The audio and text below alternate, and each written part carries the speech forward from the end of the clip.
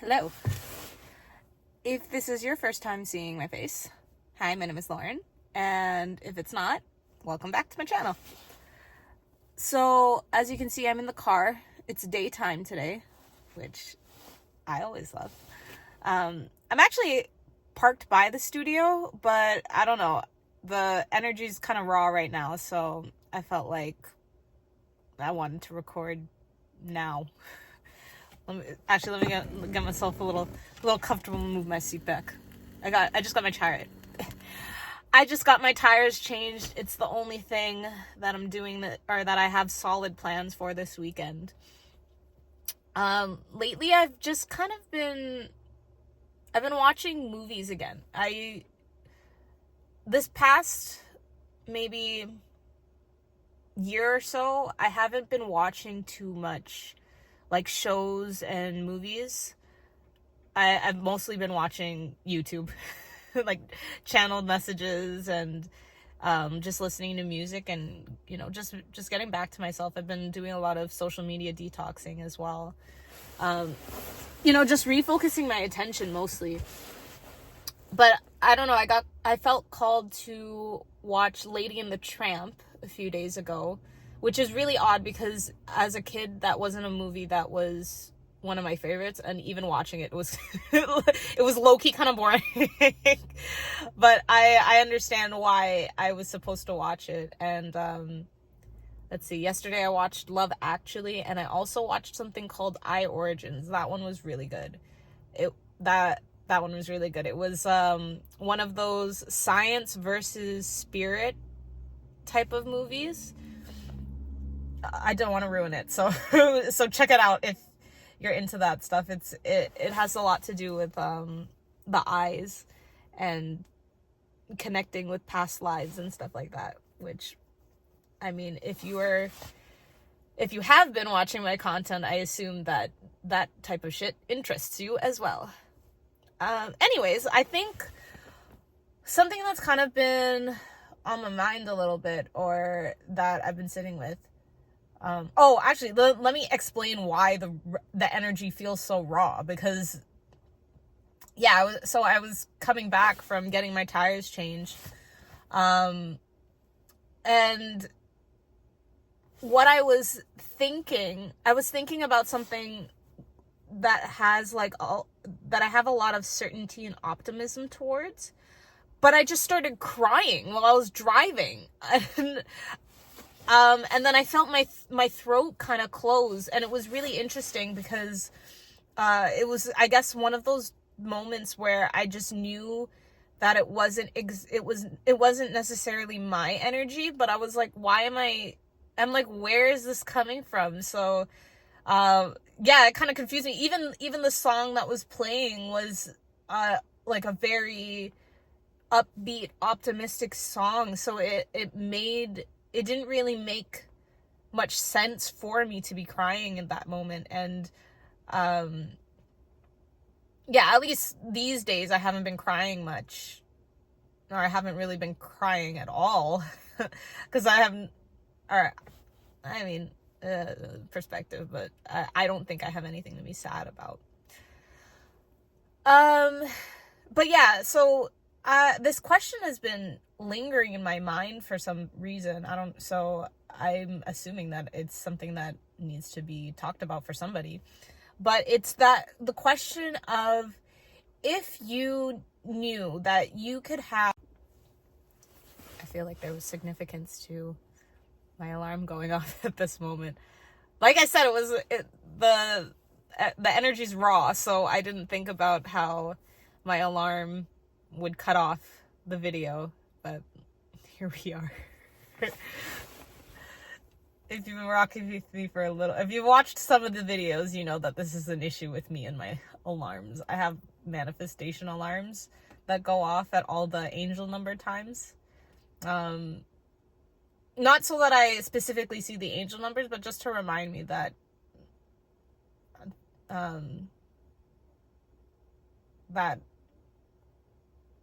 I guess it is to see I don't know. But it's to remind me that I'm always manifesting, and that The numbers are always working in my favor. Sorry, a squirrel just ran by. ADHD right now. Anyways, I think what I was saying was, I've been thinking about, or the question that's been coming to mind a lot is, if you knew you could have the experience of a lifetime and you could only experience it once, and it was only going to be a short amount of time, and it was likely that you would feel a great amount of, I guess, pain when it was over, would you still experience it?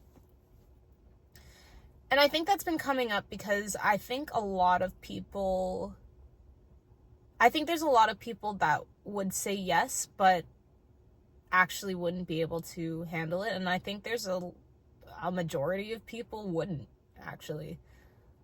And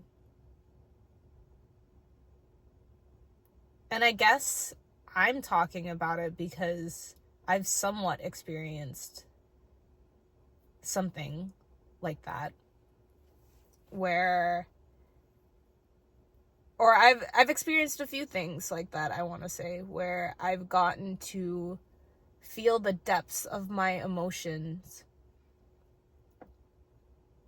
And personally, even though for me those things were short amounts of time, the example I'm going to give right now is something that I've already talked about on this channel. I had a friendship with this girl for 2 years, and she's kind of like my guardian angel, basically. It was, I believe it was definitely a very fated encounter.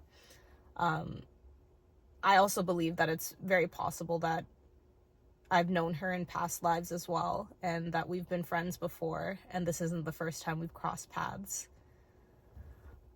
as souls.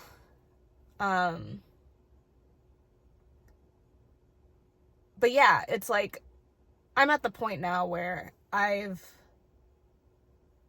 the time that she's been passed on is maybe 3 times the amount of time that I actually got to experience her friendship in this life. So, see, I'm starting to get emotional. I don't usually get emotional when I think I did get emotional when I was telling the original story, but it's like, it's one of those things where I wouldn't change it. And I think there's a lot of people who, when they go through heartbreak specifically, or that kind of loss, like, there's this notion of, I wish I never did that, or if I could go back in time, I would do things differently. And I think about that a lot because, again, if you've been following me, you know that I don't believe in coincidences, and I don't waste anything in my life. I don't believe that there's a single experience that I would take back, because every single experience that I've ever had has led me to where I am right now. So why the fuck would I go back in time and take out 1 or 2 negative experiences when, in retrospect, it's minuscule in comparison to the person I get to be and the life that I know I'm embarking on, But yeah, I don't know. Maybe I'm also thinking about it because in that movie there was something like that as well, where it was like an intense type of love that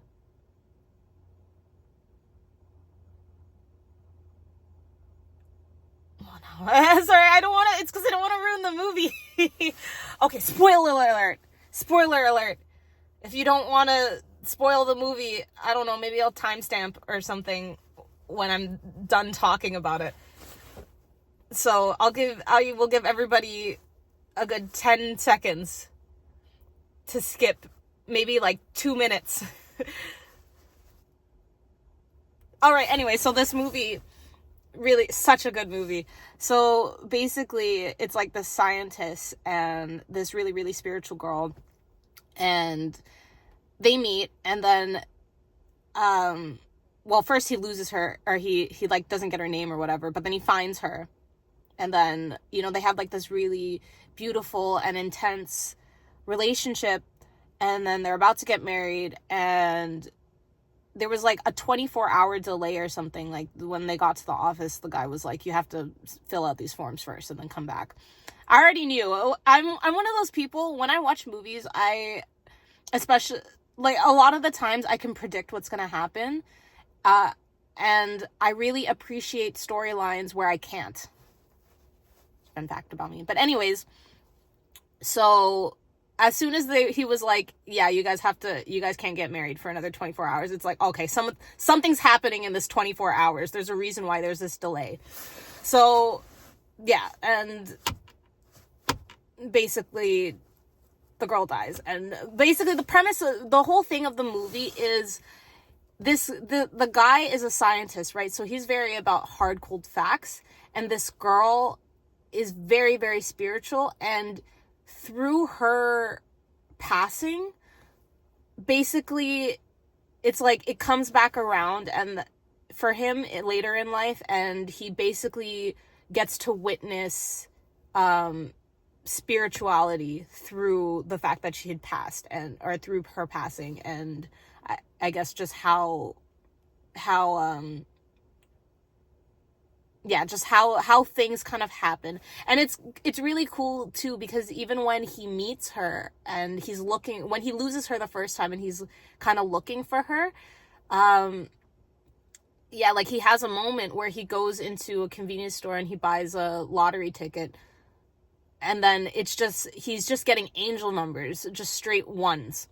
I love that they used so much numerology in this, because they used 1111 a lot, and then they used a lot of the number 7 with synchronicities as well.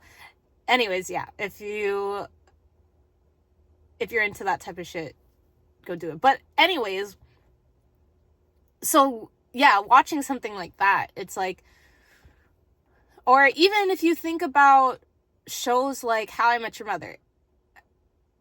I'm not putting a spoiler alert for that, because that's been out forever, and if you don't already know the ending or how that goes, then fuck, I don't know what type of rock you're living under.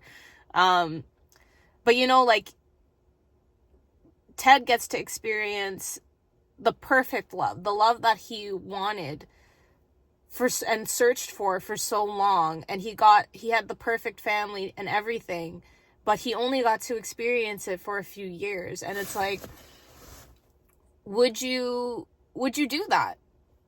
Would you experience it for the one time, even if you knew it wasn't gonna last? And, you know, in retrospect, nothing lasts, because everything on this earth is temporary. But I guess relative to the time that we are bound to, relative to clock time, if you knew it was a short amount of time, would you experience it? And yeah, it also kind of makes me reframe how I go about life, because, you know, the saying that you should live every moment like it's your last, or live every day like it's the last day you're gonna live on earth. I think what that means, it's not in terms of spontaneity and just like, well, I mean, to a degree it is, because yeah, you should go out and get the experiences that you actually want out of life. But, you know, like, even when you're living your day to day, I think it's more so about presence and appreciating every moment that you have while you have it. Because, you know, those short, intense things or experiences where you get to feel everything just feel everything at once, it can feel short, or it can feel very long and expansive if you are very present for it. I think that's something that I've learned early on, or I've gotten the chance to learn early on. I'm still implementing it because, of course, you know, we're so used to just living on autopilot. And this whole year for me has been a lot of unlearning that, unlearning being on autopilot. It's part of the reason why I don't watch too much shows or things that aren't really relative to me or aren't contributing to my learning. I don't know. I'm very selective with shows and movies as well, because I hate wasting my time on something that, on like a story or something that just doesn't make sense or doesn't have a good message or isn't interesting at all. It's not inspiring, because I think that any type of art should be to inspire or to evoke certain emotions. So it's like, when it's a fucking stupid ass when it's a really dumb plot, or when it's like too predictable, I feel like I've wasted my time. I'm like, I didn't need to, like, this is not contributing to my life at all. But yeah, I don't know, I guess I needed to share that. Maybe that's why I got overwhelmed with emotions earlier, because it's not a new perspective for me, but I think just watching that movie specifically, and you know what was so funny? I had a list of movies that I could have watched, and Origins was the only one that was available on Disney Plus, because I don't have, I don't have access to Netflix anymore. I don't know anybody with Crave. Let me tell you about the streaming platforms that are shared amongst this family. I have Prime, but like all the other movies that I was trying to watch were either not included in the subscription, or you had to subscribe to a specific thing with it, which I find so fucking dumb. I'm like, I don't understand why it has to. No, I totally understand. It's a money grab, but it sucks. It just sucks. But yeah, Origins was kind of the only one that was readily available to me. So it was another one of those things where it felt synchronistic to watch. Some other movies that I watched over the past few days: Free Guy, that has to do with a dude who is basically a non-player character in a video game, and then he gains sentience and becomes artificial intelligence. That's pretty good. It's pretty cool, because I think it is very, very metaphorical for how people operate and function in the real world. But it's like, it's a cool perspective from like, or it's a cool concept. And then Tomorrowland, which is a movie I had heard about before, but I watched it because there was another channeler who, and it's funny because I don't watch this channeler, but I felt called to click on that video specifically, and she mentioned Tomorrowland. So I watched it, and that was a really good one as well. It had a lot to do with, again, the things that I talk about here, which is, how your perception can change things, and it had a lot to do with imaginative and inventive minds, and I want to say that the premise of the movie is basically how one person thinking that things can change or wanting things can change makes a change, or can make the biggest difference. Basically, there was a quote that was kind of the theme of the movie that they used a couple times, which was kind of like a little story. So it was, there are two wolves. One that is, I think, light and hope and stuff like light and hope. And then the other one is like despair and loss. And so these two wolves are fighting. Which one wins? And the answer, because this is one of those philosophical type questions, is the one that you feed. And yeah, it's so fucking true. It's so true. It's like when you feed the thoughts that are all positive and optimistic and just good, you get more of that. But then if you feed your thoughts of negativity, of despair, of loss, that bad things happen to you or whatever, then that's what happens. It's correspondence, right? It's one of the Hermetic laws. Also something I talk about a lot. So all that to say, I'm not even sure. I'm not even sure. I think how I'm taking it, okay, so we're at the end of the year, at least when I'm filming this. But obviously you find this when you find this, so it'll apply to your life however it's meant to apply. So what I'm doing for the rest of the year, because what's today? Today is the 20th, so that's like roughly 11 days left of this year. But I don't really have many plans to go out. Of course, I'm going to spend the holidays with my family, my daughter. But I'm not trying to go out. I do have a couple meetings, but a lot of it I have decided I'm going to be focusing to a lot of shadow work and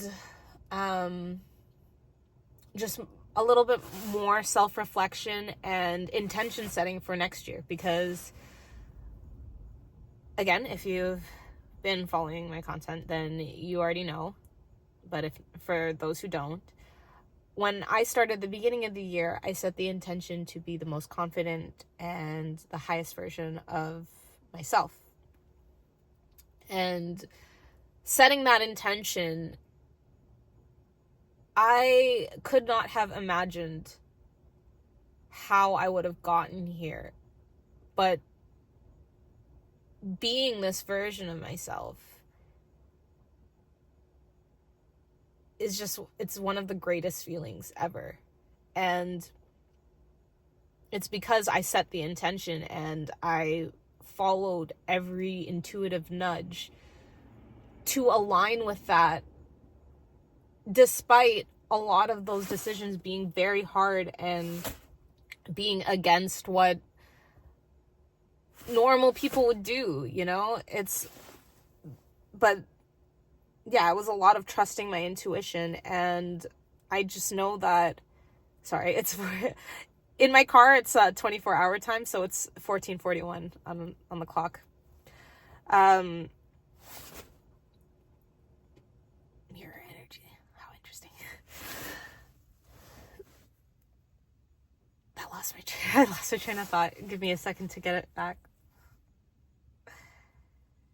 I get distracted really easily sometimes. But anyways, yeah, so setting that intention and following my intuition has been the greatest trust fall of this year. And a lot of things had to fall away. And I don't know, it was the greatest experience for me. I know that everybody experienced a lot of loss this year. I think what I've been seeing on other people's posts and stuff, no matter where it is, Instagram, Twitter, YouTube, everyone's kind of been like, this was a what the fuck type of year. And I feel like, yeah, it was like that for everybody, but the way that I experienced it was very expansive, and I felt like I had a lot of control over it because I was really consciously deciding how I was experiencing these losses, and I was making something out of all of these losses. I allowed things to fall away rather than to kind of fight these feelings and hold on. I learned, there was just so much to learn this year. Oh my god, part of me wants to pause this and then make another video of me just kind of going over, because I did some intention setting for the new moon that was yesterday,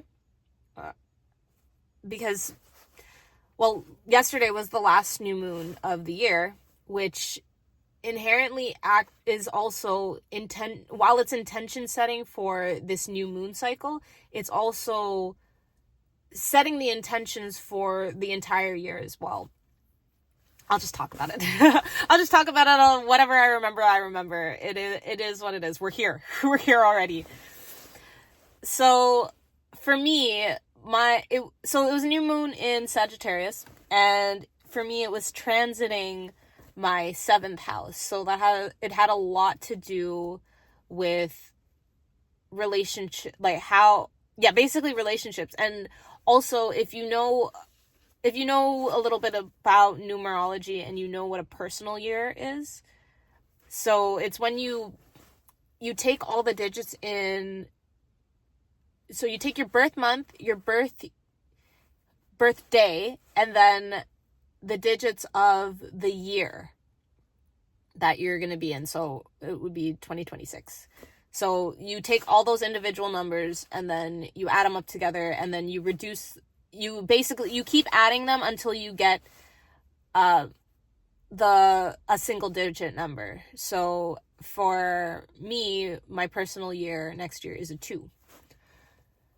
And it also once you know what it is, it goes in order. So everybody goes through this 9-year cycle, basically, of that follows each number.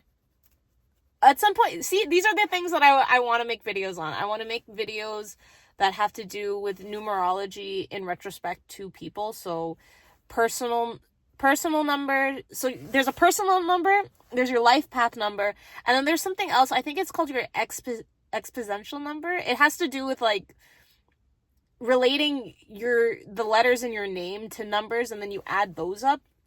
I've done it. That's the one that I don't really care for. It's a fixed number, but I just like, that's the one that I don't really remember or pay too much attention to.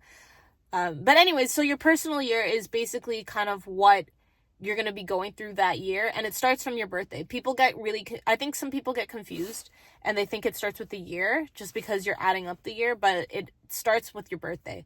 So what's interesting for me is that, so the world has its own vibration as well. Like this year was a year 9, and my personal number is, because it's in the summer, I am 1 number ahead, which is kind of interesting now that I'm saying it out loud. So while the world was experiencing a 9 halfway through the year, in my personal year, I started to experience a 1, which is all about self-transformation, and yeah, just like everything relating to self. So for next year, I'll be in a number 2 year, which is all personal, relationships, partnerships, alignment with people. And the year for the world is a 1 year, where it's new beginnings and all of that stuff too. So it's like, there's so many things in this world that make up the mechanics of who we are and how we relate to people in the world. And it's like, it's all so divinely orchestrated. And I think this is where people, I think some people have, what's it called?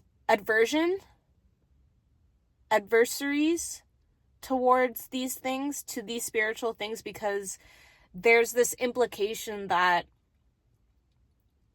I guess, you know, if it's written for you, how much of this is free will? And I think it's all free will.